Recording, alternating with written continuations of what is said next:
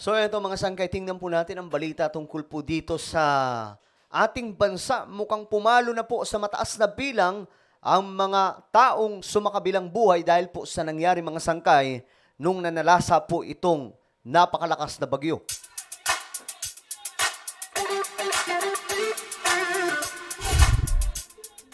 Magandang oras po sa lahat ng ating mga kababayan mula sa Luzon, Visayas, Mindanao, Sabah at maging sa ating mga kababayan na nasa iba't ibang bansa.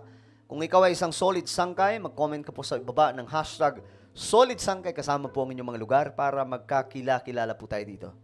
Okay guys, ito pag-usapan po natin. Ngayon, itong nangyayari mga sangkay sa ating bansa dahil po sa climate change. Umabot na po sa napakalaking bilang ang mga kababayan po nating napatumba mga sangkay ni Christine. Bago tayo magtuloy-tuloy, pakisubscribe po muna yung ating YouTube channel. Tayo po ay 1.3 million subscribers na dito sa YouTube.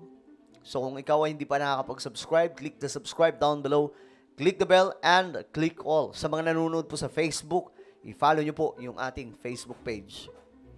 Okay mga sangkay, tingnan po natin ang balitang ito.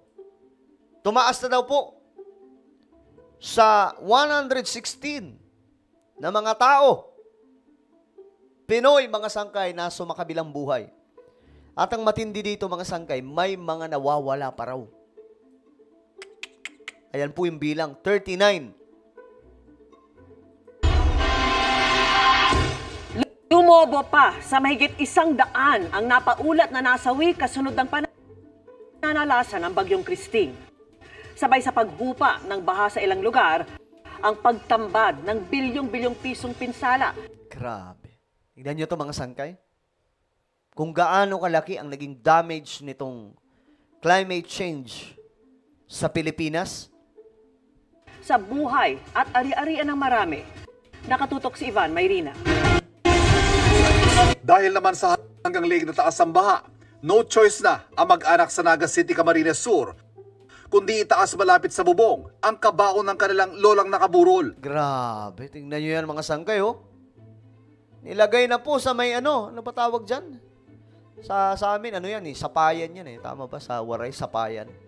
Nilagay na po doon mga sangkay dahil po sa taas ng tubig. Dagdag kirot pa sa puso ng uploader ang tagpong ito, kung saan hindi na raw mapababa ang kanyang lolo na binabantayan ang yumaong asawa. Hanggang ngayong araw, tuloy-tuloy ang rescue operation na ikinakasa sa Camsur. Sa Minalabak, isang senior citizen ang tinulungan matapos mahirapang huminga.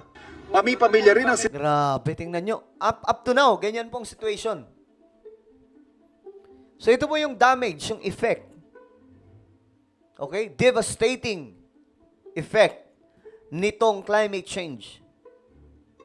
Ulit-ulit na po natin itong itinuturo mga sangkay noon pa, 2019, 20, and until now, pinag-uusapan po natin itong climate change. Pero sa panahon natin ngayon mga sangkay, simula last year, 2023, mas ramdam po ng buong mundo ang hagupit nitong climate change. Dahil kung titingnan po natin, malalakas na po ngayon yung mga bagyo. Malalakas po ngayon yung mga paghagupit dito, mga kalamidad, mga sangkay.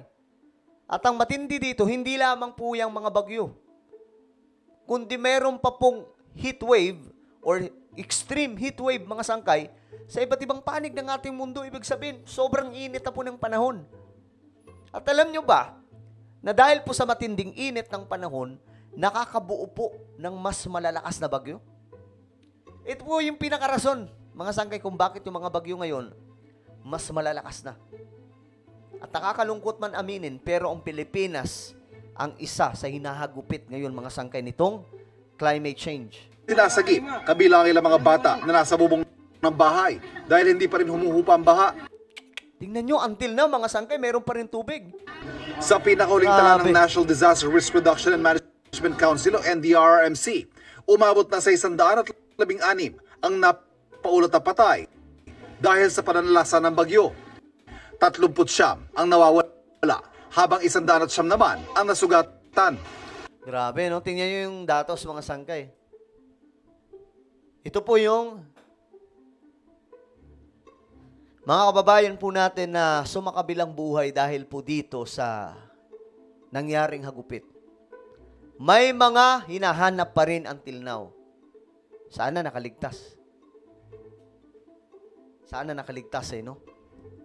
Pero mukhang sa pagkakataong ito mga sangkay, marami pong nawawalan ng pag-asa kung itong mga tong nawawala pa mga sangkay okay pa sila. O sumakabilang buhay na rin. So may mga tao din pong nadali mga sangkay no. Ito po yung effect mga sangkay ngayon ng Bagyong Christine. At itong Bagyong Christine, hatak lamang po ito. Nilikha po ng climate change sa karagatan. Hindi lang sa Pilipinas yan. Iba't ibang mga bansa nangyayari ito. Halos kasabay lang ng Pilipinas ang India. Kaya nga lang doon mga sangkay, mandatory po ang ginawa. Wala pong nagawa yung mga tao, kailangan nilang umalis. Kaya mayroon man pong bilang na mga sumakabilang buhay, pero nasa 4 lamang mga sangkay. Dito sa atin, pahirapan yan Pag sinabing pag in-announce po yan na kailangan nyo nang umalis, marami dyan magmamatigas. Diba? Ang nawawala, habang 109 naman ang nasugatan. Pumalo sa 1.6 milyon na pamilya o halos 7 milyong individual ang apektado. Grabe, 6.7 million individual ang apektado. At mayroon pong 1.6 million na mga pamilya na affected mga sangkay dahil po dito. And again guys, hindi pa po ito tapos. Mayroon pang leyon at mayroon pang iba pang mga bagyo. Sa bilang na yan, halos 1 milyon ang kinailangang ilikas. Grabe, ang dami, Sa paunang taya, aabot naman sa mahigit 3.1 billion pesos ang pinsala sa agrikultura. Isipin nyo kung gaano kasakit sa ulo yan, mga sangkay. 3.111 billion lang naman yung pinsala sa agrikultura.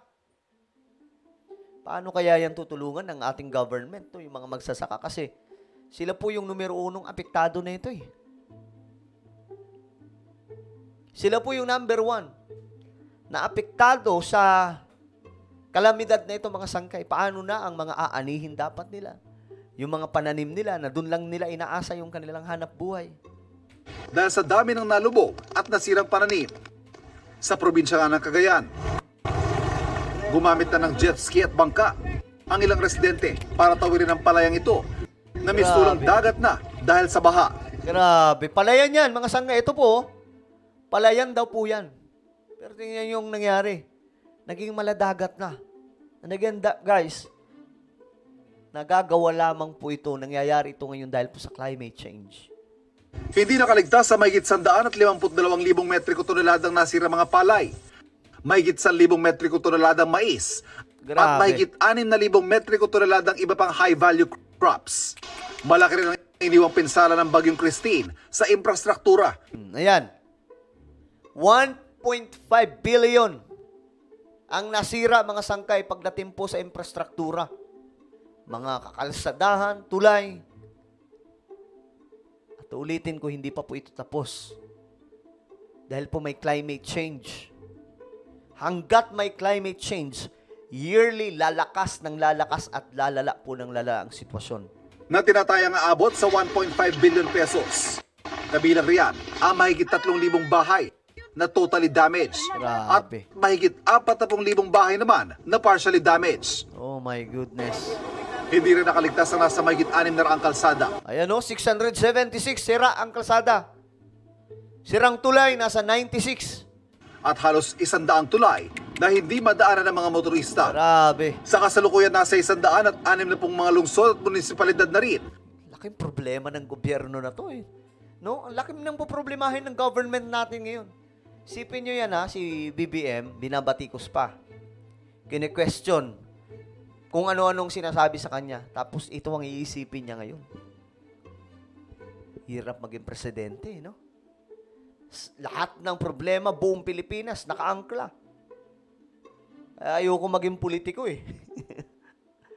May problema na nga sa pamilya, magkakaroon ka pa ng problema. Hindi lang isang pamilya, 2 pamilya, 3 pamilya. Buong bansa, problema mo. Ang nagdeklara ng state of calamity, bunsod ng pananalasa ng Bagyong Christine. Para sa GMA Integrated News, Ivan. Again guys, hindi pa po ito tapos. Ulitin ko, mayroon pa pong ibang mga bagyo na paparating. Kaya nga, alam nyo, yung Yolanda, akala nyo yun lang yun, pinakamalaking bagyo sa kasaysayan ng mundo? May mga paparating pa na pwede nating ihalin tulad sa Yolanda. So tayo mismo, mag-ready tayo lagi, guys. Pag mayroong announcement na may bagyo, tingnan nyo na kaagad kung saan dadaan, baka mahagip kayo. Maging alerto po mismo tayo. Okay? So, anong inyong opinion? I-comment nyo lamang po sa ibaba, mga sangkay. Mayroon po akong isang YouTube channel. Ito po ay Sangkay Revelation. Hanapin nyo po ito sa YouTube, mga sangkay. Naku, magaganda po yung content natin dito. Alright? So, kapag nakita nyo na, i-click nyo po yung subscribe, i-click ang bell, at i-click nyo po yung all. Ako na po ay magpapaalam. Mag-iingat po ang lahat. God bless everyone.